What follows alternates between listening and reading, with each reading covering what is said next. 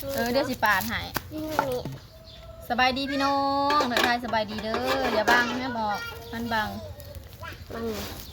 อันมาแต่สวนพี่น้องเก็บพักเก็บหญ้ามา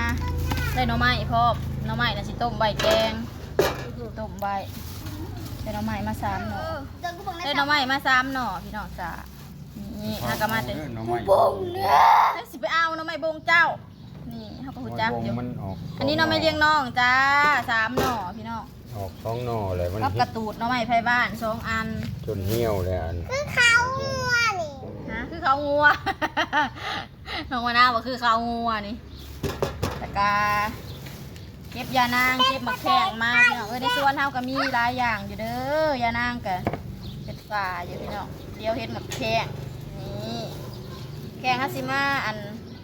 แล้วมีดมาไปมาสอบนางฮัสซิ1พี่น้อง1วันมื้ออื่นจ้ะแล้วมาอีกบ่ตัดอันนี้มันออกวัดมันยังให้มันงามฮัสซิ1บางทีก็เสียดแจ่วมะเขือบางทีก็เสียดแจ่วปลาแดกลงวัดถ้าเขาลงวัดมื้ออื่นวันศีลพี่น้องวันศีลวันไผ่เหรอจ้าวันศีลใหญ่เด้อแล้วไม่เป็นไรนะเดี๋ยวไม่จะเกินอันนี้ยานางเขาจะไว้ใส่แกงละใหม่มื้ออื่นไว้ยานางมาข้างนี้นะข้างพี่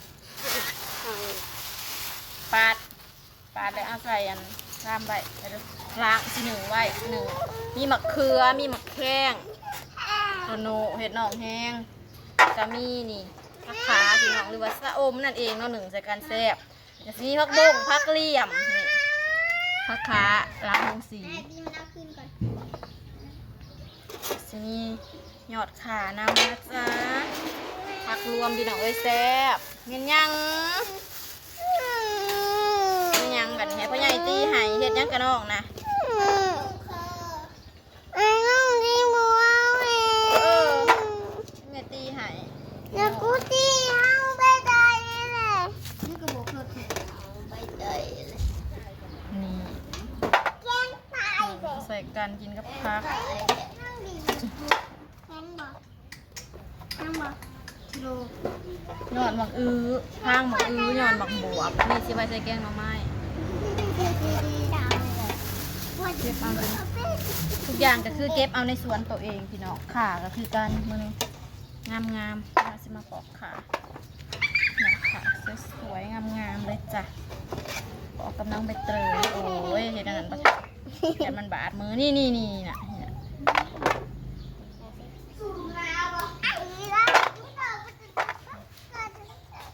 แซ่บ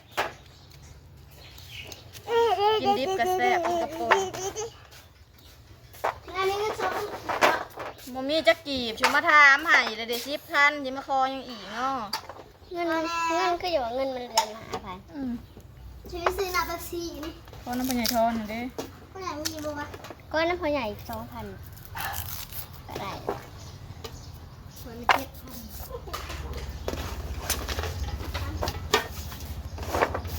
ที่หัวหน้าเนี่ย1,000จะมีหรือว่าอียายแต่กูกระดิ่งนี่เป็นนี่ก็อีกเยอะแพงมา5 แพงน้ำไหลห้ากระสิปอกต้มไว้พี่น้องข่าห้ากระสิเหมือนไว้เพื่อมืออื่นเช้าให้ซื้อให้เห็ดหลายอย่างจะสีไปหั่นข่าซื้อหมักเกี่ยงหมักสมไปใส่ไม่ยังเนาะแม่ลูกบอกเอามาเกือบตัวใดแล้วนี่เกิดพี่บ้านนี่ซิตัวมาครั้ง1ยังว่าที่มาถูกทีแต่มึงเอาก่อนโอ้ไม่เอาไป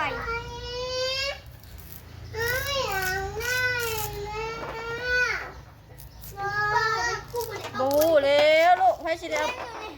หาเบิ่งดีๆหาเบิ่งดีๆเมื่อไรเอาไปเมื่อไรเอาไปน่ะเลยบอกก็แพ้เอาไปนะก็เราเห็นมันมีแกงแกงแหมมึงยังแกง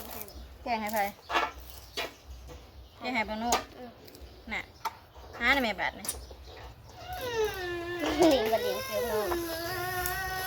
ไปหาให้น้องนะแม่ ไอ้หูว่าเฮาบ่ได้เมีย เอ้ามึงมิดพี่เจยค่ะว่ามึงแกง แต่ก็ไม่เก็บมากเลยแล้วมันจะแก่มากนะบ่ได้เก็บนี่กูมึงแก่งไปในหันแล้วมึงหาเวทแล้วเก็บมามึงเก็บมามึงก็แก่งต่อกูแก่งมาในหน้าเฮือนแล้วมึงก็อันนั้นหั่นดิใหญ่ไปแล้วกูเอากลับมาแต่กูเอาไปหันแล้วแม่กูก็เอามาทีนึงหรือกูก็บริจับกูจับแต่บักบานก่อนนี่มึงเห็นแต่จับไปเดี๋ยวคิดว่าบริจับไป เห็นจับได้ตอนนั้นนะตอนจับเอาหมาบาด กูยังเห็น จับ ไป เอา หาเบิ่งไปเลยหาเบิ่งกูละ150กูได้หักอันนั้นแกง น้ำอีนาวนะ กู เกิดมานะ กูบริจับหน้าบ้านกู ก็แพงเหรอ กูกลับมากูกลับ ไป มา เลาะหาบักมิดกับบักโน่นะไป ข้าวอีกตัวหนึ่ง หาหน้าบ้านผม 200เสียมาค่ะ ร้อยหนึ่ง เขาก็ นะ ใส่กูไปวัด 101 กูนี่ซื้อมาให้ กลับมา ตัวไรกับ200ตัว200นะเสียหรอวะเสีย ซื้อให้200 ตัวอันนั้นนะ อันนั้นกูซื้อมาใหายถูกละร้อยตัวมาค่ะไปยังไงไหม 100บอกว่าอีกตัวหนึ่งก็มาค่ะไป อีกแบบเกือบชบนะเกือบแบบจะคล้ายๆแบบอันนั้นนะตัวมันเสียมาค่ะไปอื้อหือ ชื่อนะ น่ะ หอม เอา เหม็นขา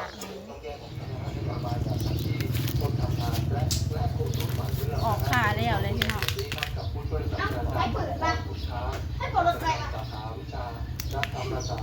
ออกมาใหม่ต่อ ให้ใหม่ตีนะ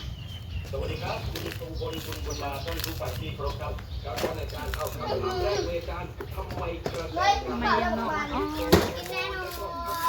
น กินน้ำกันกินน้ำกัน จะมาเป็นกูบังนะครับนะกูบังนะครับกูบังนะกูบังนะกินทั้งสิบแปดนั่นแหละ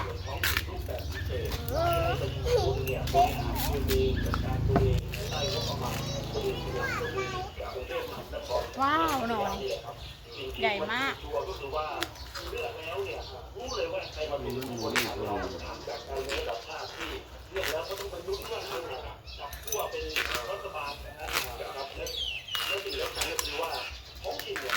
มันบอกไก่ผลมาเลย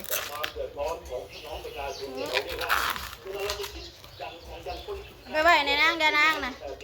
เดี๋ยวตู้เย็นไว้จะช่องน้ำหลุมเด้อม่วนม่วนเลยม่วนครับอันนี้สูตรน้องใหม่ไทยบ้าน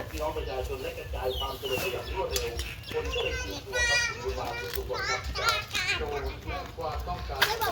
องคนพัทยาในการเลือกผู้นำท้องถิ่นครั้งนี้ฮะเหมือนต้องแตกต่างกันนะครับ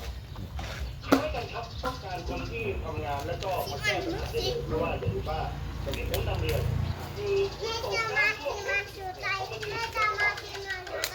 มีพื้น15 บาทเด้อย่าเด้อย่ามีพื้นเด้อย่ามีพื้นด้วยแล้วพี่น้องหน้องใหม่แล้วกับพักแล้วเขาก็สิไปดังไฟหนึ่งข่าวหนึ่งพักไว้ก่อนเหมือนตรงนี้มาแข่งกันไปจะแซ่บเอาไปลา ครับมันเริ่มมีมันจะแง่นเรื่องอะไรค ข รั อบ งเพื่อนน่ะไปแง่นมัน ครับแง่น โอเคจ้าพี่น้องสำหรับคลิปนี้ดาวก็ขอจบคลิปไปเพียงสำนีก่อนจ้าเตรียมแนวอยู่แนวกินเก็บผักเก็บหญ้าพี่น้องวิถีชีวิตบ้านๆเฮาเนาะฝากกดไลค์กดแชร์ในเด้อพี่น้องเด้อฝากเป็นกำลังใจฝากขอบคุณกับส้มคลิปนะจ้าพอกันคลิปหน้า